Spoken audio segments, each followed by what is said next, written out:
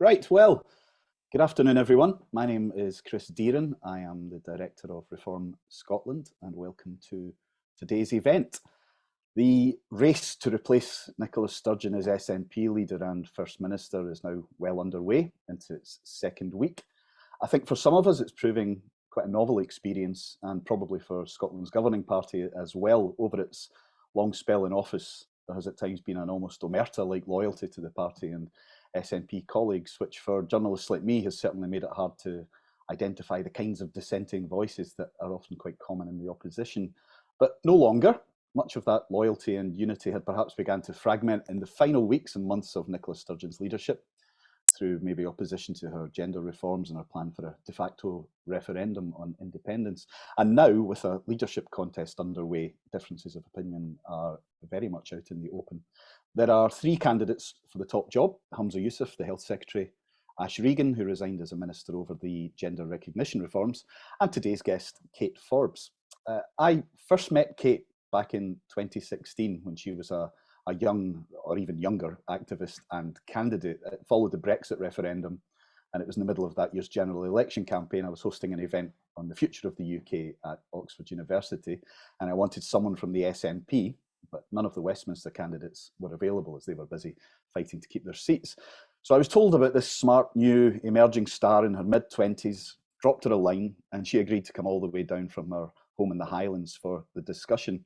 And when she started speaking, I watched her fellow panellists, who included the eminent Tory peer David Willits and the journalist David Aronovich, sit up and take note. It was clear, I think, to all of us that this was someone of significant intelligence and ability. And I wondered then what would become of her. So nearly 7 years on, Kate is Scotland's Economy and Finance Secretary. And from my conversations, I know that in a government that hasn't always been seen as business friendly or particularly interested in wealth creation, she's impressed many in the business community with her grasp of her brief, her instincts, and her willingness to listen. She's also straightforward and plain spoken about what she thinks, which is often refreshing, but maybe one of the reasons her leadership campaign got off to what we might call a rocky start. Her personal views on social policy issues, such as same-sex marriage, abortion, sex outside marriage, brought what we might call a biblical torrent down on her head. It certainly brought out the powerful SNP machine, which seems to be making it clear it wants Humza Yousaf to win. I would just point out, though, that we have a record audience today for any event we've held, and that includes considerably more than at our last event with Nicola Sturgeon, so make of that what you will. Many predicted, given that bumpy start, that Kate would pull out of the race, but not only is she still in it, polls show that for now she remains the favoured candidate among SNP voters and among the public in general. The SNP members will, of course, take the final decision. But it's worth noting, I think, that resilience is one of the most important qualities in politics and leadership. There are roughly 4 weeks to go until a new First Minister is selected, and the contest until then promises to be combative, confrontational, and, if the events of the past week are a guide, perhaps more than a little dirty. Most enjoyable for the rest of us, at least. We hope to have each of the candidates over the next few weeks for similar events to today's, where we can discuss public policy in what we hope is a constructive and considered way. And we are delighted to start with Kate Forbes. So welcome, Kate. Thank you. I don't intend to spend much time on the religious row. It's been fairly exhaustively gone over, and I'm not sure there's much light left to shed. There are, I would also venture, some other significant and immediate challenges facing Scotland at the moment, which we should talk about, and it's my intention today to talk about the economy and the public services, but maybe just a few quick questions to start, so we're definitely not ignoring the subject. One thing that puzzled me was why you spoke so bluntly, if I can put it that way, about your views, and whether you regret that you didn't frame things slightly differently so that perhaps you would have caused less offence or would have, brought more people with you. There were obviously less provocative ways to say what you said that might have given you an easier first week and maybe kept some of your colleagues on side. So what's your view on that now? Yeah, and as a leader, I suppose I do think you need to be humble enough to learn and to recognise when you could have framed things better. One of the things that always stood out, I think, about Nicola Sturgeon is the way that she was able to answer a lot of questions with humanity and compassion. And I think that's a point that I've acknowledged over the course of last week, which is that I was feeling quite burdened about the the hurt that had been caused, about the framing, even if people agreed with my right, as it were, to indicate my views. I suppose I went into this knowing that this has been a subject matter of interest in every election I've ever fought. And we've seen other leading politicians seek to prevaricate and spin, and that has been to the frustration of the public, who just want politicians to answer questions. So I suppose I went into it thinking that if a direct question came, I needed to answer directly. But I take on board the point that taking a step back, as someone who believes in a tolerant and liberal country, and who recognises that we should welcome the fact that Scotland is a lot more open and fairer for minorities, that it was important that I answered that in a way that recognised that progress, but also recognised that this is a question of compassion and not just of honesty. And I suppose I was more focused on how to try and be honest, knowing the avalanche of unhappiness that would cause, perhaps, rather than try and seek to spin or prevaricate. And it must have, at times, like you were, I don't know, sailing through a force 9 gale. Did you consider leaving the race at any point? It must have occurred to you that you could just think, well, okay, not this time. One of the things that was really interesting is that for the last 7 months, I've been on maternity leave, and I haven't said a public word in the 7 months. And in the weekend after Nicola Sturgeon resigned, it seemed that Twitter, the press, were just absolutely consumed with discussing me and my faith, despite the fact I'd not said a word. So I knew what was coming if I entered the race. And that weekend, I was extremely torn, and finally concluded that despite the fact I had a baby and life might have been happier and calmer at home, I had something to offer in the way of experience around the economy, around budget, and felt I needed to contribute that. So I suppose I went into it knowing what might happen, because it was already happening before I'd said a word, knew what would happen, and decided that at the end of the day, in a contest, and this is a contest, that it was important for SNP members to make a decision with full knowledge of who they were voting for. So I guess what stunned me was just the scale of it, but I expected it because it's happened in, I've fought obviously a number of local elections in the past.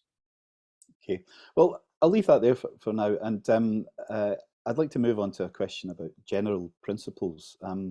If you were to be successful, have you thought about what your philosophy of governing would be? What are your thoughts about setting priorities and ensuring they're delivered rather than just announced, which is a bad habit of governments? A lot of what needs to be done, certainly to improve public services, will be difficult and will involve hard decisions if they're to be effective. I've certainly felt that Nicola Sturgeon was often unwilling to take those decisions, but other people will have different views. So could you talk a bit about that, how you would approach the art and the science of government? Well, before you have an art, you have to have a mission. And my raison d'etre, as it were, is to eradicate poverty in Scotland and to put public services on a sustainable footing. We need to have a growing, thriving economy. Often the debate focuses in on economic prosperity in and of itself. But to my mind, it is what underpins our mission to tackle poverty and our endeavours to put our public services on a sustainable footing. Both of those are quite clearly priorities for the public. If you look at any polling right now, cost of living, the NHS, up there in terms of people's concerns. So how do we do that? Well, I think we need to get realistic about what is achieving those aims and what isn't. We as a government can publicly articulate everything as a priority, but we can't deliver everything as a priority. I've managed the budget for the last 3 years. I know it's a limited pot of money. It's approximately £50 billion per annum. That £50 billion can be stretched as thin as you want, but you can't do everything. And to my mind, it's being clear that, for example, when it comes to poverty, one of the key routes out of poverty, and therefore one of the key ways to manage some of the public health challenges that we have, is secure, well-paid local employment. That requires us to back our small businesses, small, medium-sized businesses are the backbone of the Scottish economy. And right now, it's my impression that small businesses don't need necessarily new and fancy policies. Actually, the policies are the right ones. What they need is a bit of breathing space. They need us to just give them a bit of a break after Brexit, COVID, cost of living, to do what they do best, which is to grow, meet the needs of their customers, and create local jobs. So whilst this contest will be a battle for ideas, I actually think it's less about a battle for brand new, smart policy initiatives. I think it's more about getting behind the things that we know will work and delivering them. Another example would be when it comes to business. I've just talked about the sort of regulatory environment in terms of reducing pressure, but they also need us to invest in infrastructure. And we can't invest in everything in 1 year. We've got a capital budget of approximately £5 billion. Now, I'm talking to you just a couple of meters off the A9. The A9 is the backbone of the Scottish economy.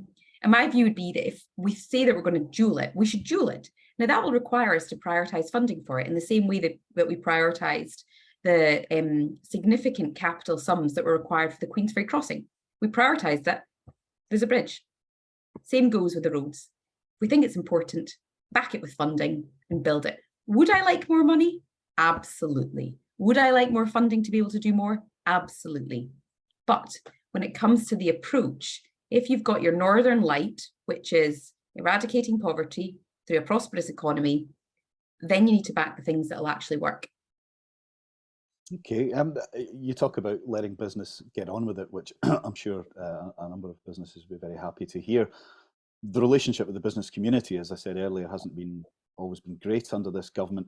There are problems, though. It's not as if things are all right if you just leave them alone. So the latest ONS figures show that in 2021, Scotland had the second lowest business birth rate in the UK, behind Northern Ireland. They also show that in the same year, there were 600 high growth enterprises in Scotland, while the northwest region of England had nearly double that. Greater Manchester alone had 460, not far off Scotland's limit. Beyond this, the economy isn't growing particularly well, and the future demographic projections are terrible. So you say that you can just back off a bit and let business do what it's going to do, but is that enough? Do you not think that you need to have a plan to help business and the economy as a whole grow beyond what's been announced already? And you've talked before about Scotland being a world leader in certain sectors and really backing those sectors, really committing to it. So how does the government help that happen? Yeah, it's a great question. And just to clarify, in terms of my point around giving them some space, I suppose I'm speaking particularly in the context of them weathering those storms, multiple storms. But beyond that, again, I think the challenges in the Scottish economy have been well documented. So I led some of the work to analyse some of the challenges in our economy through the National Strategy for Economic Transformation. And business birth rate has obviously been identified, but actually so also is business survival rate. So in some areas, we have quite a good track record of business birth, although you identify that we could be better, absolutely. But it's survival. Do they get beyond that first 5-year period? So in terms of birth, I think this is where we need to be really intentional about supporting individuals with bright ideas to either relocate in Scotland or to choose to establish their business in Scotland. And there's a whole host of different interventions that can be taken.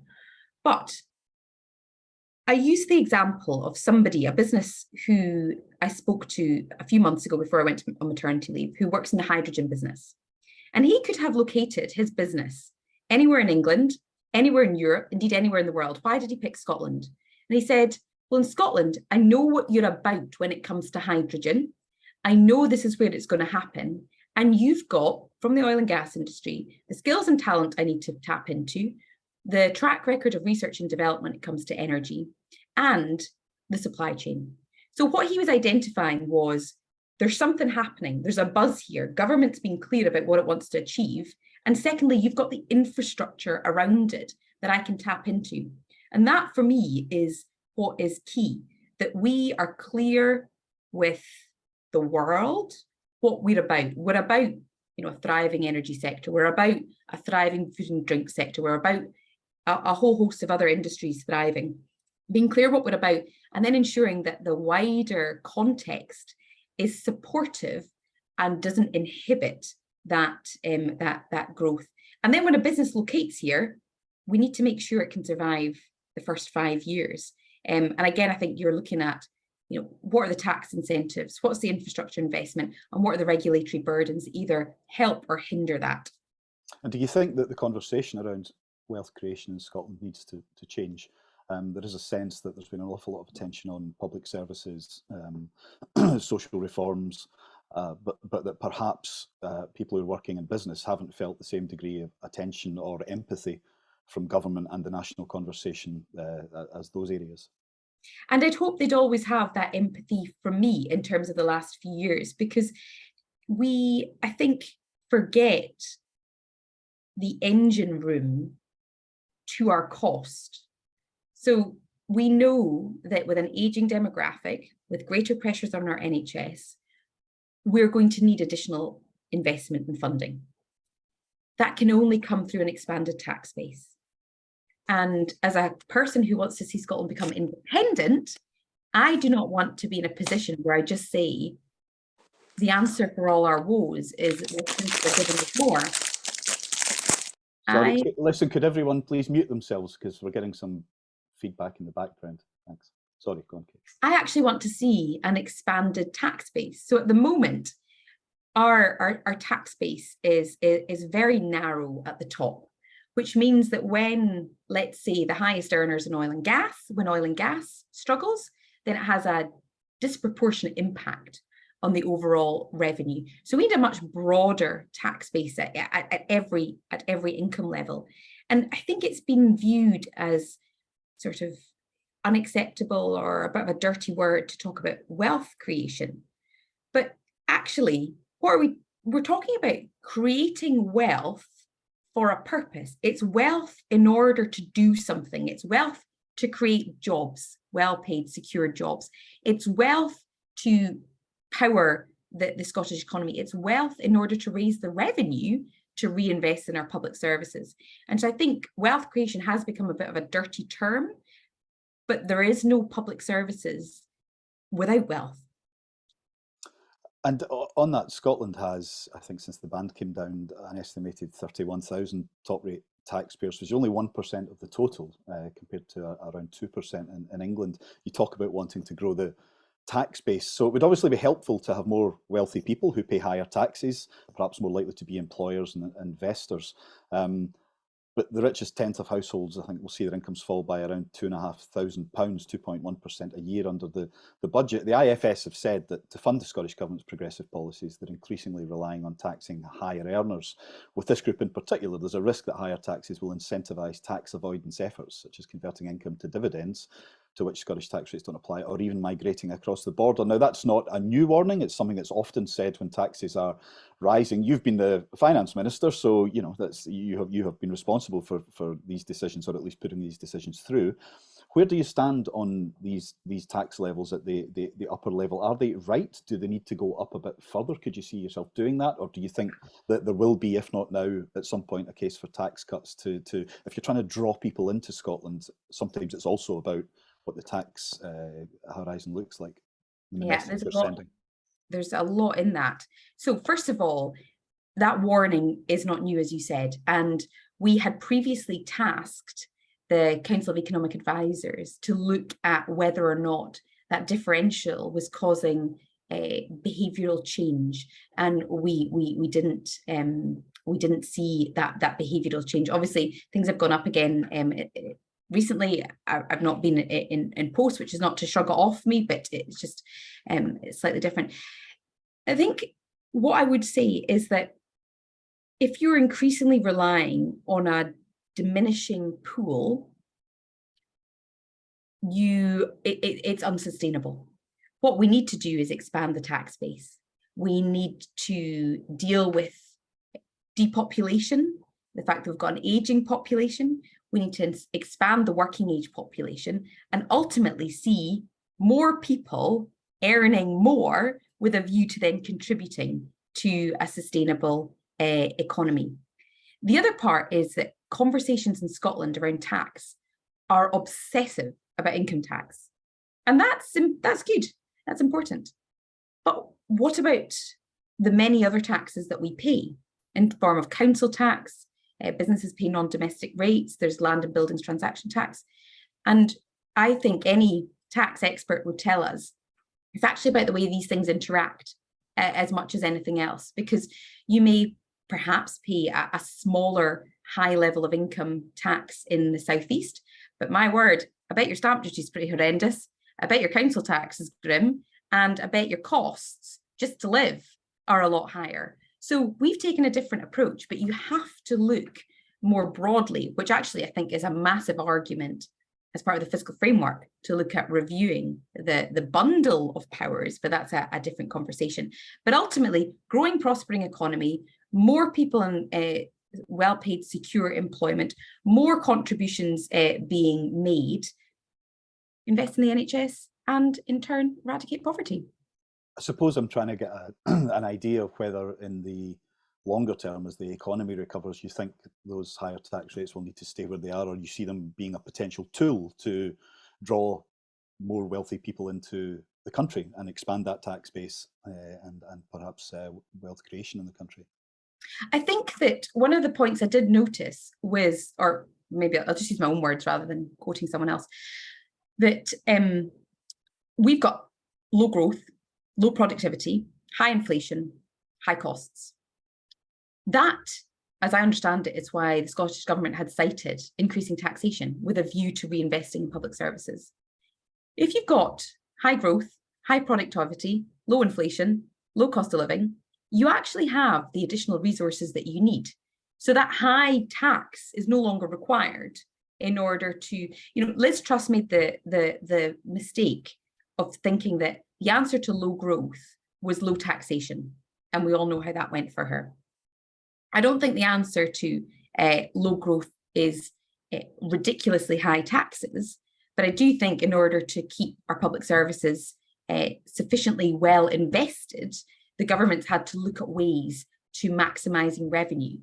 The best way to maximise revenue is a broad tax base where most working age adults are in well-paid, secure employment and making that contribution. So actually, this conversation is only happening because we're operating in a low growth environment with the struggles that we're seeing in some of our public services. Move away from that, and you actually completely change the conversation. Okay, we talked about the economy and the other voter priority at the moment being the NHS. At Reform Scotland, we've been speaking to quite a lot of senior medics recently who have approached us often, who believe that the time has come for something of a major review of how the NHS is working. They seem to view the current crisis as being the straw that's finally broken the camel's back. I think much of the criticism of the way the NHS is operating is actually being led from within the health service, which maybe hasn't been the case in past years when it's been opposition politicians that have been speaking out. I think they will say themselves that money isn't necessarily the solution, that systems aren't working currently, that people are leaving or not even applying for jobs in the first place, that patients are waiting too long in A&E or for operations, and that it's time to almost pause and stand back and take a look at the NHS and think, right, we're here, 2048 will be the 100th anniversary of its founding. What do we do about short-term, medium-term and long-term issues in the NHS? And increasingly what I hear from them is the sense that it would almost be better if this stuff was taken out of politics for now, because as soon as you involve politicians, the ideological barriers or parameters are closed around them, so that there can almost be an expert, non-tribal review of how we make the NHS free at the point of use in the future, but in a way that guarantees patient satisfaction and safety. Where are you on that kind of thing? Yeah, so I think that's an excellent idea. So I think it's an excellent idea to have an independent inquiry that would be looking at the short, the medium and the long-term future of the NHS.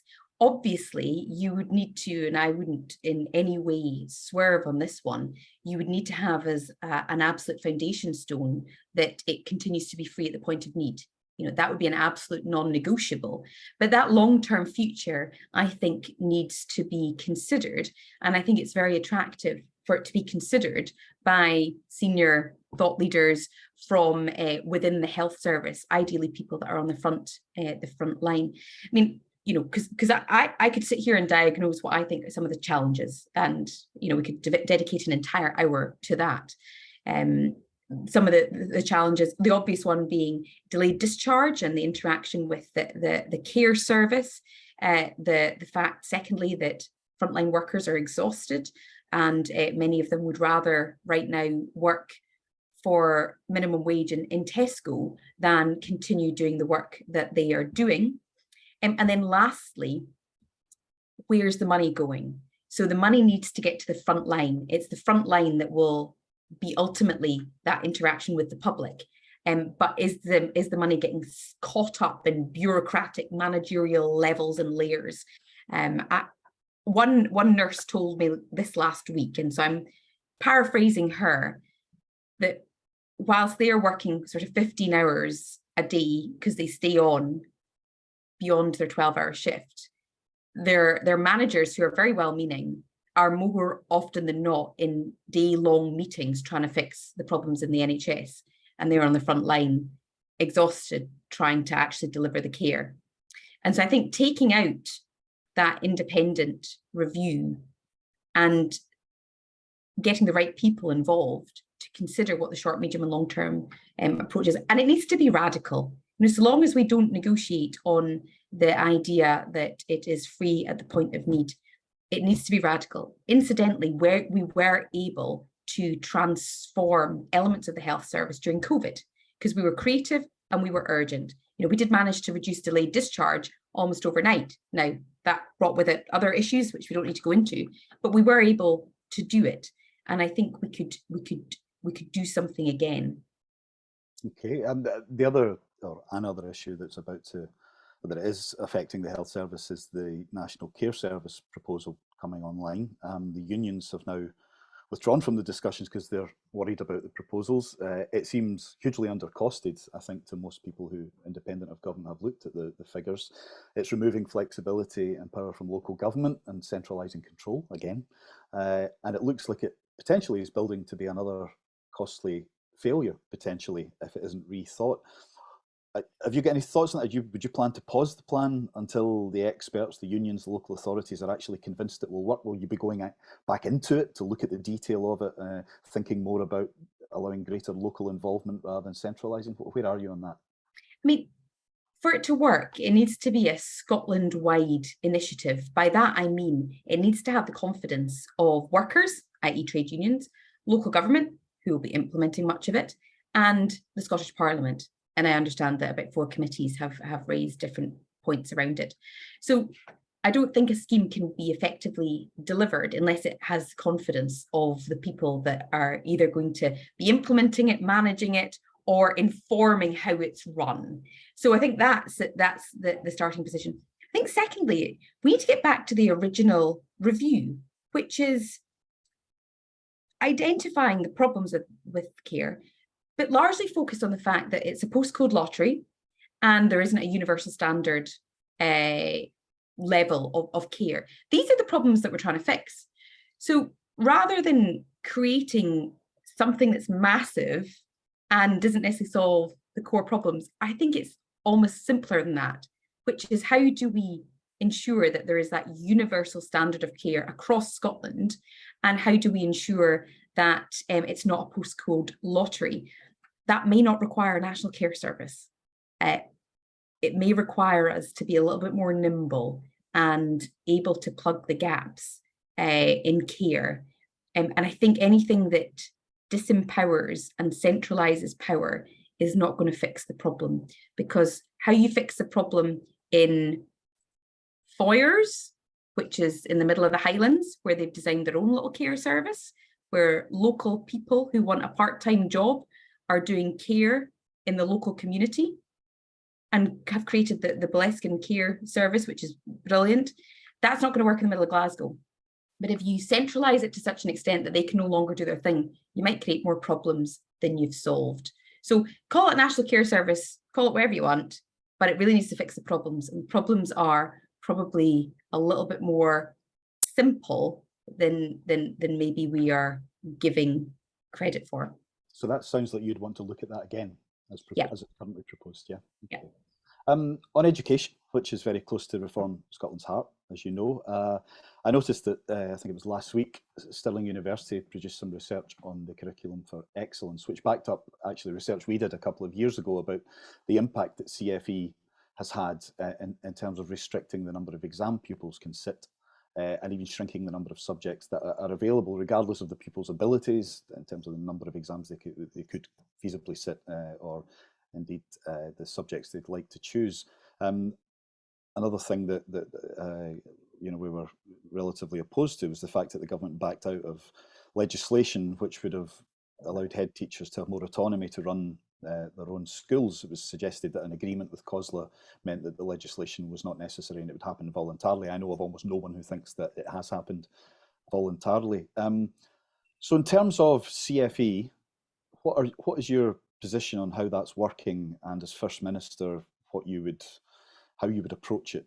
Do you think it's fine as it is, or do you think that there needs to be another look at it, that it's strayed too far from the initial principles as were set out? Some of the unintended consequences aren't necessarily the ones that were expected. Yeah, so I approach this as a mum and a stepmom with teenage girls right now in high school, and with another little girl who's very far away from school age, but obviously with a vested interest in her success. And it seems to me that time and time again, one of the primary criticisms, if you sort of distill it down, is that we are expecting schools and teachers to just do everything, rather than focusing on the basics, as it were, of getting a good education. We are competing with countries around the world when it comes to education. And you know, my primary interest is that our young people leave school able to go on to further education or participate in the workforce as effectively as possible. And that means going back to teachers and basically not overburdening them with the requirement to do absolutely everything. There is, however, a huge problem when it comes to poverty. So again, I suppose I speak as somebody whose sister is a primary one teacher in a deprived part of Scotland, who says that in primary one, most kids are coming into school hungry in the morning. And actually, before you get to education, you are dealing with a lot of social issues. So teachers have ended up being on the front line when it comes to helping young people, as they should be, but they are overwhelmed with the challenges of not just providing a good education, but doing everything else that we expect of them. And most of the criticisms of curriculum for education seem to focus on simplifying what it is that we want from our teachers, and giving them the space and the power to go on and do it. I generally, by default, believe in decentralizing power. By default, believe in empowering people. And if through the various processes, the various HR process, we have appointed a head teacher and we've appointed teachers that we have confidence in, that the local authority has confidence in, I would far rather give them the space to get on and teach the kids that they have, meet them where they're at with the challenges that they face, with a view to ultimately getting to the other end of education with them being able to read, write, and do arithmetic, and maybe some computer sciences and also languages. No, Mark Logan will be pleased to hear that. But the idea of giving head teachers autonomy to run their schools really as they see fit, and to excel where they can excel, and to learn from one another, and not necessarily feel under the yoke of the local authority or central government, isn't going to happen by default. And that was why the government legislated in the first place, to ensure that autonomy was a right. But they didn't do it. And most of the head teachers I know thought it was a good idea, and they regret that it wasn't pushed through. Is that something you'd go, but what about an independently evaluated pilot scheme with living schools or something like that? Yeah, it's certainly something that I would be open to how we effectively do that. And it has to go hand in hand with, I have great confidence in our head teachers and our teachers, but I think it has to go hand in hand with how we build support around them. It's not to tell them what to do, but it's to ensure that the head teachers that we appoint are the best people for the job. And once you've got confidence that they are, giving them the space to get on with it. So yeah, I would be open to looking at different ways of doing that. And you talked about how Scotland compares internationally. Now, it's a bit of an old one, but the SNP pulled Scotland out of two important international assessments: the Trends in International Maths and Science study and the Progress in International Reading and Literacy study. Didn't seem to be much of a convincing reason for that at the time. And as a think tank, we know how hard it is to access data that tells us what's going on inside our schools, as opposed to what the government sometimes wants us to think is going on. And as Professor Lindsay Patterson put it, we know less about what's happening inside our schools at the moment than perhaps at any point since the 1950s. It's almost like the government doesn't want us to know at times. It doesn't help with clear-headed policy development. A fairly simple question is, will you take Scotland back into these international assessments? I would certainly be open to it, because I think that data is king. So you can't solve a problem unless you know what the problem is. And data is absolutely king. Right now, again, I go back to this point where long gone are the days where Glasgow's competing with Edinburgh. And obviously the rest of Scotland is all competing with Dingwall, and Dingwall wins every time. But we are competing on an international stage. It's not even Scotland versus England. It's actually our young people coming through school are in competition with their peers in India, in China, in South Korea, in the States, in Argentina. And so if we want a world-class economy, we need world-class workers, and the foundation stones are laid in our schools. So our schools have got to be competing on that international stage. Okay, so you look at it, or you would definitely? Yeah, I'm certainly, I'm very open to it. Would be very keen to ensure that we have maximum data. I'm not versed in why it was removed in the first place. So, but I'm very keen that we do have that level of not just private data, but public data. Okay. On to another big issue for Scotland, which is net zero, renewable energy, etc. On the bottle return scheme, have you said that you'll delay it, or that you'll get rid of it altogether, or wait for delay? Pause. So I'm actually very supportive of the principle, not that the headlines would suggest that. I'm very supportive of the principle.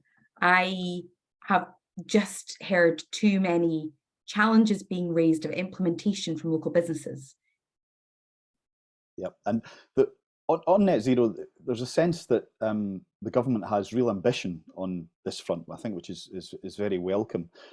But maybe that's coupled with the sense that it's also been sort of throwing things at the wall to see what sticks, that maybe the overall route map, while ambitious, is also a bit unrealistic. So, for example, there's a promise that 1 million homes will be decarbonised by 2030, which would be hugely expensive, and there isn't very much time to get to that. And I do wonder sometimes if the government, in its political efforts to be seen to be utterly committed to this, gets slightly ahead of the realistic possibility of what can be achieved. And taking the public with you on this stuff's important, because there's an awful lot of changes in all of our lives, from the way we heat our homes to how we recycle to everything in between. So what do you think about the way the government goes about this, about an honest conversation with the population about net zero, what's feasible and what it will require? Yeah, I love this subject matter, because I think it demonstrates the importance of having not just targets that are ambitious, but actually working with the public to go at the pace that they are content with. Because we are all on a journey here, and how we decarbonize our own homes, what we do about cars, if we own a car, these are all quite personal decisions. And we'll only get to the targets if we take people with us. I think the transition to net zero is a huge opportunity, an economic opportunity for Scotland. We've got obviously great natural resources. We need to transition, but it is a transition. You've got to avoid cliff edges in policy, because they just won't work. And I'm talking about all policies in that regard. So the big subject is, of course, oil and gas. If you throw oil and gas to the wind in a way that compromises our economic security, in a way that hinders them to invest large sums of money in the transition, then we've lost the opportunity. But the opportunity is massive, and there are few countries with the skills and talent, the research and development, the supply chain, and the infrastructure that's there, but they need to go at a pace. Now, they need to be encouraged to go as quickly as possible. So it's not that I'm suggesting we don't have a mission here, but it does need to be at the right pace. And I think that's where government needs to be very intentional at looking at how we help them to make that transition, where we focus our investment. And again, we can't do everything. So, I've used the hydrogen example before. We have big opportunities when it comes to hydrogen. So if we're going to back that, get behind it and make it work. But, I've had a lot of engagement with the Net Zero Technology Centre. Absolutely superb, brilliant, exceptional, world-class facility here in Scotland, in Aberdeen. They've got the plans, they've got the ability, and I would see our job in government as getting behind them, supporting them as they ensure that the oil and gas industry makes that transition. And again, it sounds like a change of tone from the current leadership in terms of the relationship with the oil and gas industry. In fact, the current leadership changed its own tone roughly when it took the Greens into government on this stuff. We talked about a managed transition. We don't hear that quite so often now. It feels that it's much more focused on getting to renewable energy as quickly as possible, and to hell with the oil and gas industry. No more investment, no more oil, no more research in those fields. Would there be a change of tone under your leadership? Would there be a change in the way that you approach the oil and gas industry to ensure that there is just a managed transition, but also that they do work with what's there at the moment? Because obviously, while we get to net zero, we rely on the sort of fossil fuels to ensure that we can live at a reasonable level until the point where we can move over to that. And that seems to have been a bit lost by the government as part of the conversation they've been having. I think it would be a change in tone. And I think I'd hope that it's not just about, as I've said already, big new fancy policies. It's actually about doing what we say we're going to do well. So if we're going to transition well, transition in a way that works. We're having this conversation. I'm speaking to you on the shores of the Cromarty Firth. There are families around me that don't know how they're going to afford their energy bills next week, right? They just can't. Their inflation's eating into their wages. They don't know how they're going to afford that. They live next to the port of Cromarty Firth, and an area which has been renowned for being part of the supply chain for the oil and gas industry. It's utterly illogical that families living next door to businesses that have made millions, if not billions, from oil and gas shouldn't be able to pay. Now, that for me is a travesty, not to be repeated. So if you don't do this well, we're going to repeat it. We've got to do it well in a way that doesn't exacerbate poverty and inequalities, and actually means that in 10 years' time, we're looking back at a Scottish success story and not just at targets that were missed. Mm-hmm. Okay, I'm going to. We've got another 5 minutes, I think, from me, and then we'll move on to questions. So if you keep them coming in, we'll choose the best of them.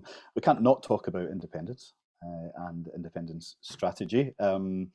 It was all going so well, and then in the last maybe months and few years, it seems to have run slightly into the sand. The de facto referendum wasn't very popular either with the party or the voters of Scotland. Your party's had 16 years to get this over the line. It's not clear how many more years you'll be given. The polls suggest that Scottish Labour's starting to come back. We're about to have a Labour government at Westminster. And it has felt in recent years that there's just been this relentless run at the barricades without necessarily great strategic thought behind it. And I do hear now from speaking to people in the SNP talk that the new leadership will discover a new patience and a new strategy to take the people of Scotland with us there, to get up to that fabled 60% of support that would mean, if there were a referendum, that it would be a more comfortable majority for national, I think, the national psyche. But that's going to take time. You're not going to get there in a year or two, I wouldn't think. So again, talking about being realistic about these things, how are you going to approach the conversation with Scotland about independence and the practicalities of achieving it? Yeah. So a number of different points. Someone put it to me that we've become the referendum party and not the independence party. So the conversation has become so embroiled in discussions about process, we've given up actually trying to persuade people. And certainly, just as an aside, what I would bring to the process is, first of all, a willingness to reach out beyond yes voters, to properly listen to no voters, to not offend them and dismiss them, to listen to them and bring them on board. But secondly, to have a significant focus on our economy, which seems to be where the fault lines are, or the battle lines are drawn when it comes to arguments for and against independence. And the mission is on ultimately to shift the dial and support for independence, because once that dial starts to shift significantly, then I think it is a lot harder for other governments to say no to a referendum. The difficulty to date has been they're saying no, and they know that they can get away with it because there hasn't been that sustained majority support. But you are right that time is of the essence. And certainly what I've said is that from day one within the party context is setting up, a campaign team to look carefully at delivering independence, look at the issues that we still need to resolve around the economy, and to have a delivery plan that builds up that level of core support. I'm not sitting here with a brand new proposal that no one else has thought about, because I think that ultimately it comes down to hard work and the mission to persuade. I think there are so many people in Scotland who want to see Scotland flourish. They may be no voters, but they long to see Scotland flourish. And the mission for those of us who believe that Scotland will flourish with independence is to say, you and I actually have a shared objective. This is how independence will make the difference to Scotland flourishing, and join the dots. But that's easier said than done. And it will take a reset, going back to look at how we make the case, to reaching out and to putting the economy front and centre.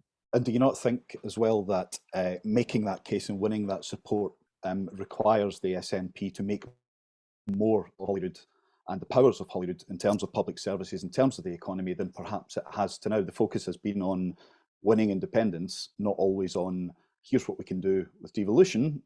Perhaps you would reach some of those switherers more if they felt that the Parliament itself was a bit of a beacon or something that pointed the way, and one more jump and we can do even more of this. One of the best education systems in Europe or the world, and a health service that functions effectively, and an economy that's growing and full of exciting jobs and whatever. Hard stuff to do, probably quite long-term stuff to do, but we were almost being asked to jump before we could walk, if you like, or walk before we could run. I think it's taking the conversation from the abstract constitutional back and forth about independence and saying, this is what we can be as a country. And yes, that does start with showing people what we can do differently. I have struggled as finance minister a number of times with the challenges around some of our powers. Okay, so I think the fiscal framework needs reviewed. I don't think it makes sense which financial powers we have and which ones we don't have. I think it's a bit of a mess. So I'll keep making the case. I think that could be tidier. And I also think that Westminster is trying to erode the devolution settlement. But equally, I think we need to get on with showing how we deliver for people today. And that is going to take hard decisions that might actually alienate people in the short term. And that's the hardest thing to grapple with, because any form of reform risks alienating people. Back in March, was it last March, I published the spending review, which suggested, for example, that we needed to look again at our public sector reform and the size of the public sector. And obviously got instantly berated for suggesting I was going to be wreaking havoc with multiple redundancies. But that's an example of, to refocus this sort of massive boat, this ship, you're going to have to make some waves, and that might be problematic. Okay, one last question from me. What have you made of the way Hamza Yousaf's gone about the campaign so far? I have a lot of time for Hamza. I have a lot of time for Ash as well. I think both of them are very credible, talented candidates. And obviously, we each bring our strengths to the process. And it'll be up to the SNP members. This is the funny thing, isn't it? Irrespective of what the public thinks, irrespective of what you think, Chris, ultimately, it's up to the SNP members. And I guess they'll have the final say when it comes to that report card. Would you have them both in your cabinet if you're I think they're both very credible and talented people, and when the time comes, I'd certainly be keen to talk to them about government. Okay, right. I have talked far too much. You haven't quite talked enough yet, Kate. Let's move to questions. Eric Sinclair, you've got a question about the relationship between Holyrood and Westminster. Do you want to ask it? Are you there, Eric? I am there. I've just unmuted myself. Sorry. Okay, just nice and quick, please. I've got a throat problem, so excuse that. I'm just interested in seeing an end to the constant Westminster Holyrood battles, I suppose. And I'd like to know how you plan to go about improving relationships with your UK government colleagues. Well, it's to my probably disadvantage amongst the selectorate for this contest that the UK government has said on a number of occasions in the last few years that they find it easier to negotiate with me because they know that I obviously have red lines when it comes to different issues, but that we can actually get a job done. And that would be my preferred approach to things, which is there's a time and a place for political rhetoric, and that's important. But when it comes to the mission of getting things over the line, then they can count on me to do that. You know, we both know that we have very different purposes as parties. So the Conservatives in Westminster have a very different approach, which is to, I think, erode that devolution settlement. You've seen that again with their use of the Internal Markets Bill on the deposit return scheme and so on. But I also think that when it comes to things like the cost of living crisis, we rely on working together because energy policy is reserved. And if I care about the family up the road that can't afford their energy bills next week, I will obviously berate them publicly, that's the UK government, but I'm also keen to work with them to say, right, look, what can we do? Here's the Scottish Government's resources. What are you going to do? And can we make it work to actually deliver for people? Okay, thanks for that. All I know this next question about is John's iPad too. And John, you have a question on the functioning of Holyrood. Are you able to ask that? Yes.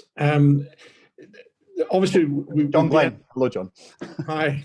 We've been at this devolved settlement for a while, and I think that there is a certain frustration with the productivity out of how Holyrood functions, and an example would be the committee systems. How do you propose to improve the functioning of Holyrood within the existing settlement? Because there is a great deal of dissatisfaction with it. Yeah, so I think all the parties need to get together, and I would be supportive of this. I would be supportive of working with the other party leaders to look at this issue. I think we do need, I've always been of the view when it comes to democracy, that the tougher the debate, the better the outcome. Because if you're willing to listen to dissenting voices and willing to disagree and willing to try and improve things, then you'll get a better result. So I do think I would be supportive of the proposals to strengthen the committee system, strengthen scrutiny, which of course is more painful as a government. But I've always thrived on the tough questioning that happens at committee, because sometimes it makes me think differently. You know, sometimes it actually pushes me in a different direction and improves outcomes. So I think the committee system certainly does need to be strengthened. We need to look at the revolving door of organisations that we take evidence from. We need to make sure that the consultation processes are actually easy for your ordinary Scot to participate in. So there's a whole host of different things, but I do think that reform is required. And I think there's something we could do across the different party leaders if they're willing to get involved. And Packard, could you, I know you've put up a few questions, but could you specifically ask you one about harmony within the SNP, please?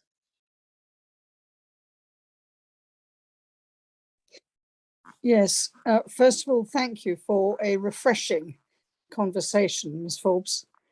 The party seems to be at times in disarray. How would you create genuine sense of purpose and internal harmony within the SNP? So the SNP is a very broad church, that's often been said, and it reflects the diversity of the people of Scotland. So unity comes with one issue, and that is independence. Now, when it comes to unity, I do not think unity is uniformity. So you can have a sort of process that creates harmony, but allows for lots and lots of different voices to feed in. And I think we need to, this is very much a party conversation now, but we need to go back to members, back to activists, back to our branches to hear what they want out of the party's plans for independence, so that decisions about the party's future are not taken by, say, a small group in Holyrood, but are actually taken by the party, which is how the party was originally established. And there's a unity, if not a uniformity, behind behind independence. Okay, we're nearly out of time. I suppose I might just ask one final question, which is that it's been notable that when your faith issues came to the fore, that Nicola Sturgeon, who had said a few days before that she was going to stay out of the leadership contest, felt she had to intervene and say that the First Minister of Scotland needed to share the views of the progressive population of Scotland. John Swinney, the same. The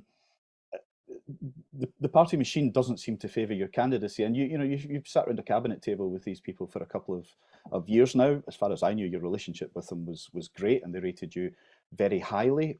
What's happened? Why have they come out, in a sense, for Humza and been quite hostile to your candidacy? And did you expect that? I don't really know what's going on, and I wouldn't jump to any conclusions about who they're favouring or not favouring or anything like that. So I'm quite relaxed about everything because I'm confident in the voters within the SNP. Every elected representative in the SNP has one vote. They are equal to an activist on the Isle of Skye who's a crofter and who has one vote. So in a democracy, I think you put yourself forward as a candidate and you let democracy take its, do its thing, and that's okay. Okay. Well, listen, Kate, thank you very much for putting yourself in front of Reform Scotland's version of democracy today. I know you'll be busy, and we're very, very grateful, and I think it's been useful to go over these issues and maybe give them an airing, if you like. I'll just say to everyone that we hope to have Kate's fellow candidates in the coming weeks for a similar discussion. I hope very much that we do, so keep your eyes peeled for the invitations to those. And thank you very much for coming in such great numbers. And thank you, Kate, and we will no doubt hear from you soon. Thank you.